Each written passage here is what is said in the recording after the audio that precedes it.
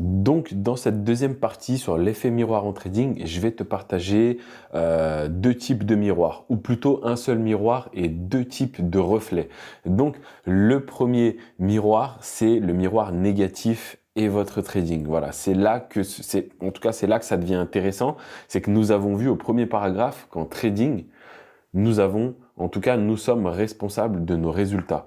Et pourtant, la tentation est forte de rejeter la faute d'un mauvais trade sur un élément extérieur. Je pense que cela parle à énormément de personnes. Même moi, personnellement, je suis passé par ce miroir-là.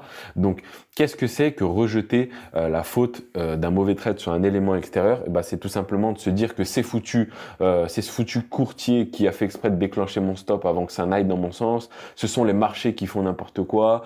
Cette nouvelle économie qui a perturbé le marché, l'inflation est trop forte, bref, c'est parce qu'il n'y a pas assez d'inflation.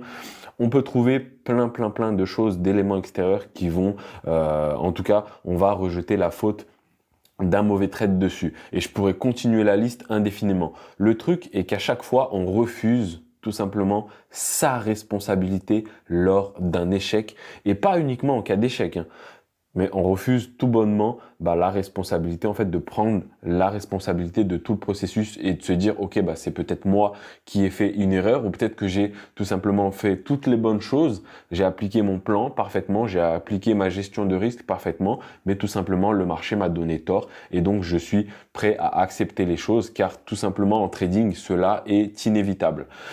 Et ensuite, le deuxième miroir, du coup, c'est le miroir positif du trading. Et je pense que nous devons tous aller dans cette direction-là. Et en tout cas, peut-être qu'il y en a déjà qui sont dans cette psychologie-là. Mais en tout cas, l'objectif principal au quotidien, c'est de tendre vers ce miroir positif que l'on peut avoir et que l'on doit même avoir. Donc, quand tout se passe bien et que vous avez réalisé un bon trade, vous vous sentez bien. Il arrive néanmoins que vous ressentiez une gêne vis-à-vis de ce succès. C'est-à-dire, j'ai eu de la chance, ou encore c'est exceptionnel, alors que vous devriez accepter ce succès comme une composante de vous-même. Vous rejetez la raison de votre succès à l'extérieur. Or, vous avez bien mené ce trade, vous avez même gagné de l'argent, c'est uniquement grâce à vous. Ce que montrent les neurosciences, c'est que ce qui me dérange chez l'autre est, en tout cas, c'est ce qui n'est pas réglé en moi-même. Donc il y a des leçons à en tirer de tout cela, que ce soit dans des situations négatives ou positives.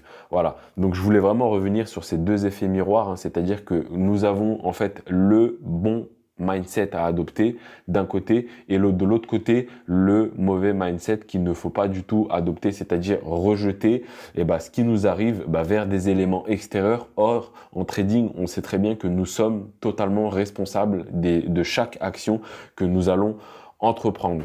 Voilà, je voulais vraiment voir ces deux principes qui pour moi est une bombe, hein, tout simplement. C'est que quand vous avez en fait tout simplement appris, et en tout cas quand vous travaillez à avoir ce mindset positif dans votre trading, tout simplement vous allez progresser énormément, vous allez faire un bond de géant vers l'avant, parce que vous allez tout simplement accepter les choses, assumer votre responsabilité, car il faut savoir encore une fois que seul vous, cliquez sur la souris, hein, tout simplement, seul vous, allez prendre les décisions seul dans votre trading et par rapport à vos risques et périls, si j'ai envie de dire. Donc voilà,